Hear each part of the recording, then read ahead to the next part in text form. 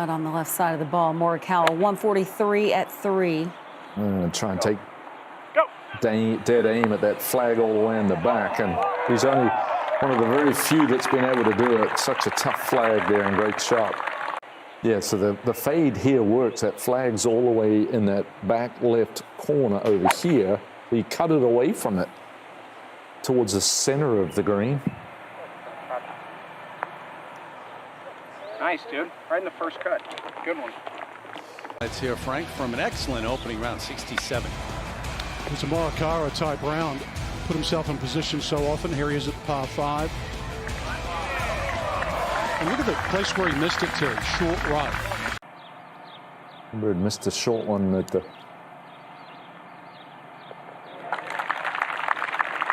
But that's a nice birdie first of the day for Collin. Good, firm, confident roll there. 2 from here will do. Certainly will.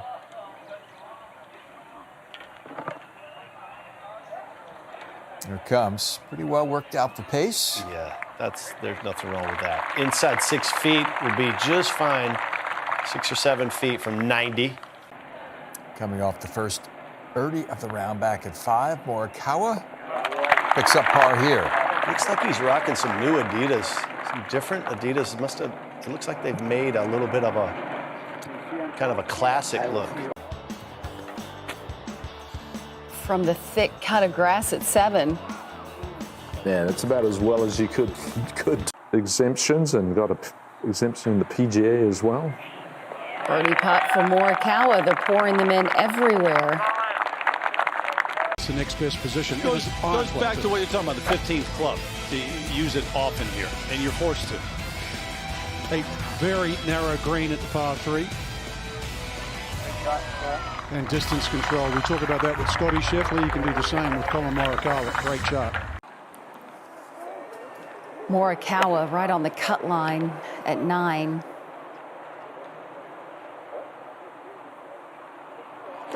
Well, that's fancy.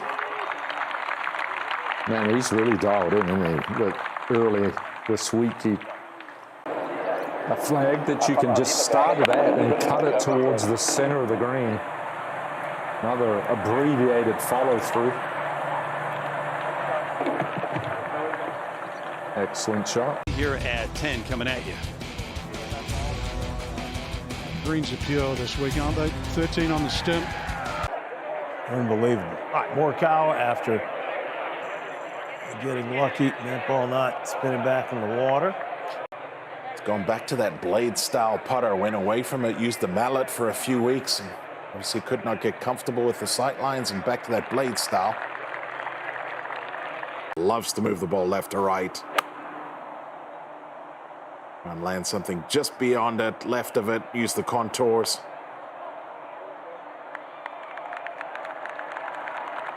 Something like that. Beautiful shot there from Collin Morikawa. Another chance at 14. Just a short iron in hand, got himself inside 15 feet, putted did the rest. All right, there's a look from behind the tee at 16. Morikawa at 4 under. Don't go left, don't go long, don't go right. A lot of don't goes. But you can't go right at it. Oh! He's the champion here. And it was just the Workday event. Yep.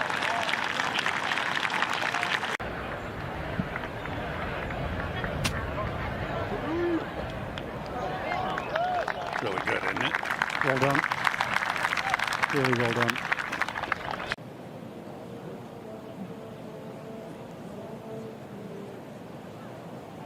That's a great up and down. That is. I mean, hard to overstate how difficult that was.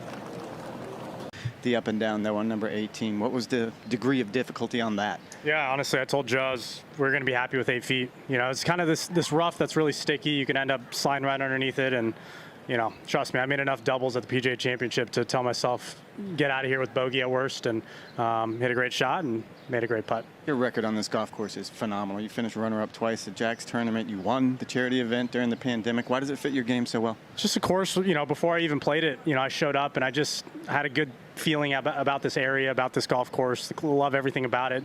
Love what, Jack and Barbara have done for the tournament. And it's just, it's been special in my heart just for numerous reasons. And hopefully we can keep that good play going.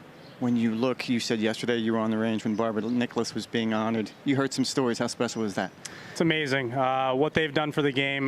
We always talk about what they've done for golf, right? But I think what they've done for children, what they've done to promote the game, to make it more accessible for everyone, help out these kids, in the hospital. It's touching. And sometimes, I met this kid, Sam, 5 years ago, and he actually passed away a couple years ago. His mom messaged me on Instagram, and his motto was always to play hard. And I've got a couple shirts at home that say play hard, and that's been my motto every week I've showed up here. Appreciate your story. Good luck this week. Thanks, Rex. Collin, you've had some pretty good success here at this venue. How was that round out there today for you? It was really solid. Honestly, woke up today kind of not knowing how the swing was going to produce. I spent a couple hours on the range after the Pro-Am yesterday, and was just trying to find something. And kind of went to some old swing thoughts, and it's hard to filter through that, but did it on the range and kind of just was able to go play golf. I've got to trust myself that I'm playing good enough golf to go out there and win, and that's what I did today. Was there anything specific that you can kind of... Yeah, it's honestly just posture stuff and setup. It's not even a swing thought. It's more just at address, making sure my posture's where it should be instead of getting a little lazy. You played really well here, obviously, at times, and other times not so well. What do you like about this course? Why do you think it fits your game? Yeah, it's, some golf courses when you're out here, you just feel like you can make birdie on every hole, no matter how tough they are. And it's just been a golf course where I feel like even the long holes, the tough holes, you put it in the fairway, I have my strengths of my irons to be able to hit good shots. And, I played a lot softer today than I thought I was going to. And, you're able to take advantage of that on a few of these holes. How's the rough? Terrible. Rough is not great. You definitely want to stay out of the rough. I mean, it's rough that's penal enough to, have to take wedge out and hopefully advance it 80 to 100 yards. And that's, you're adding shots when you're missing the fairways. Just a pretty flawless scorecard, just the one bogey on 15. Can you talk us through that? What happened there? Bad drive. You're in a bad drive, hit a good shot out. And honestly, my third shot I would have taken. Just the putt off the fringe, got a little too giddy with it, and straight downhill, swinging hard. Speed's going to be the most important thing. And a couple bad shots on that hole added up to a bad 6. But overall, everything else felt really, really good. And, it was nice to kind of bounce back after that. When you're out there playing, do you, often in certain positions, having played here so much, do you sort of recall or draw on the past and things that you've done here with, success? Yeah, absolutely. I mean, there's a lot of tough holes out here. I mean, I've hit some great shots, but I've hit some really bad shots. And there's just, depending how the conditions are, you kind of have to adjust to that. We've played this golf course when it's very firm, and I guarantee you by Sunday it's going to be a rock, and you're just going to have to keep adjusting. But today, watching the few guys in the morning and just knowing, you can kind of stick some iron shots, you're able to get away with some good shots, good quality shots that were rewarded because, it wasn't too firm yet. I'm trying to understand the swing thought thing for a second. Yeah. So what you had yesterday, was it the same as you had today? No. Okay. Not even close. And what you had a week ago, is it the same as you had yesterday? No. It's more of a swing thought that I had around Bay Hill. Shocker that I didn't stick with it. But, like I said yesterday in my presser, it's like we're crazy. We think one thing's good, so then you just go away from that and you try something new. But it's just, honestly, it's just posture and making sure my posture is really good from the ground up and allowing my body to just go from there and swing it. Do you look at analytics very much? No, I'd say some guys look at it a little bit more, but, I kind of know here and there. Would that get you, too crazy if you started adding that into the equation? Yeah. I mean, they have I think it's like the sports box AI stuff that, you can get all your numbers on your swing. The problem is my body keeps changing, right? I mean, as every year you get older, your body changes, and the more work you put in or the less work you put in, it's different than 2 years ago, 5 years ago, 10 years ago, right? So presumptively, will you have the same swing thought tomorrow that you had today? I will definitely do that. Yeah.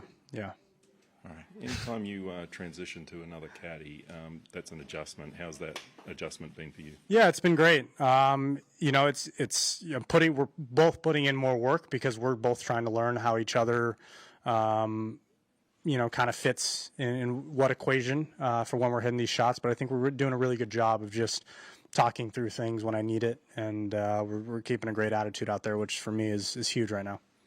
You've obviously had a lot of success in majors and all that. How frustrating is it when, I think every golfer goes through this, the game just kind of drifts away from you sometimes? How do you... Yeah, I wouldn't say drifts away. I mean, it's just there's times where you're not winning as much, right? And early on, I was able to capitalize on a lot of final rounds and play well and end up on top. But, you know, like I said, when I started this, it's like I've got to trust myself that I can go out and win. And not that I don't, but when I'm teeing it up, even when things don't feel perfect or they do feel perfect, just got to trust that I can get it done. And just last one, was there a particular shot or moment out there that, you know, kind of kept your momentum in that round going?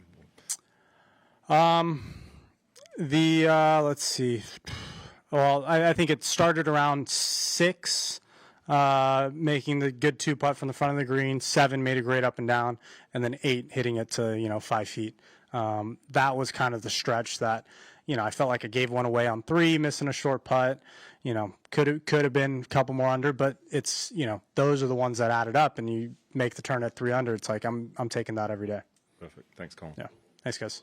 Thanks for watching the PGA Tour on YouTube. For more videos, click here. To subscribe, click here.